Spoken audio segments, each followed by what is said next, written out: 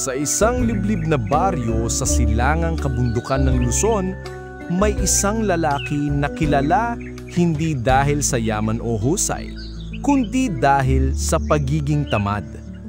Ngunit sa isang pangyayaring hindi inaasahan, nagbago ang kanyang pananaw sa buhay at sa kanyang sarili. Ang pangalan niya ay Lando, 42 taong gulang.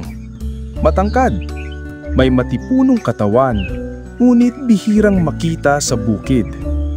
Sa halip, araw-araw ay nakahiga sa duyan sa ilalim ng punong mangga, nakatitig sa ulap habang ang kanyang asawa at anak ang nagtatrabaho.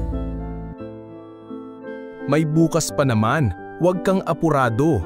Ang madalas niyang biro kapag sinasabihan lang kanyang asawa. Ang kanyang lupa ay pataba na lang sana sa palay, ngunit pinabayaan niyang tambakan ng damot basura. Kahit anong hikayat ng mga kapitbahay ay wala siyang ginagalaw. Si Rosa, ang kanyang asawa, ay masipag at matiisin. Araw-araw siyang bumabangon ng alas 4 ng umaga upang iigib ng tubig, magluto at tumulong sa kapitbahay kapalit ng kaunting bigas o gulay. Isang araw, pagod na si Rosa. Habang naghahanda ng hapunan, hindi niya napigilang umiyak. Lando, pagod na ako. Hindi kita kayang buhatin habang ako'y kumakayod para sa ating anak. Kailan ka kikilos? Ngunit si Lando, tahimik lamang, tumingin sa langit at pumikit.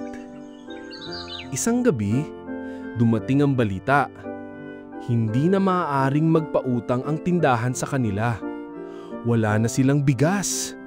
Wala na ring makakuhang trabaho si Rosa dahil may sakit ito. Nagutom ang anak nilang si Nika. At sa unang pagkakataon sa mahabang panahon, narinig ni Lando ang tiyan ng kanyang anak na umuungol sa gutom. Tumingin si Nika sa kanyang ama at mahina niyang sinabi, "Tatay, gutom po ako. Wala na po ba tayong makakain?" Namilog ang mata ni Lando. Napalunok siya. At doon, tuluyan nang nabasag ang katahimikan ng kanyang konsensya. Kinabukasan, habang madilim pa, bumangon si Lando. Isinuot ang lumang sombrero. Kinuha ang kalaykay at pala. Tahimik siyang nagtungo sa kanyang bakurang pinabayaan. Mabigat ang bawat galaw. Pawisan agad, masakit ang likod. Ngulit hindi siya tumigil. Tumulong din ang ilang kapitbahay nang makita nilang nagsisimula na siyang kumilos. Lumipas ang mga linggo, unti-unting namulaklak ang kanyang bakuran. May tanim na kamote, ampalaya, talong, at kahit konting palay sa gilid ng maliit na espasyo. Nagtayo rin siya ng maliit na kubo kung saan siya nagbebenta ng gulay sa mga kapitbahay. Hindi kalakihan, ngunit sapat para hindi na magutom si Rosa at si Nika. At higit sa lahat, tuwing umaga, siya na ang bumabangon ng una.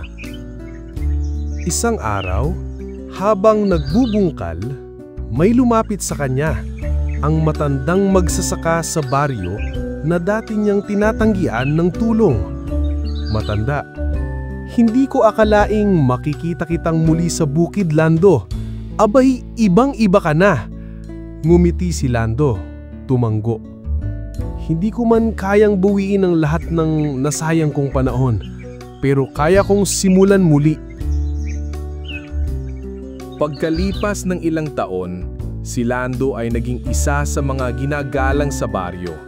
Hindi dahil sa dami ng ani niya, kundi sa sipag, kababaang loob, at inspirasyong iniwan niya sa mga kabataang dating tamad din.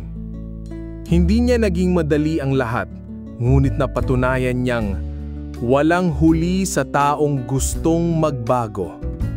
Aral ng kwento, ang katamaran ay hadlang sa pag-unlad, ngunit ang sipag at pagbangon ay nagdadala ng tunay na tagumpay, kahit pahuli na ang simula.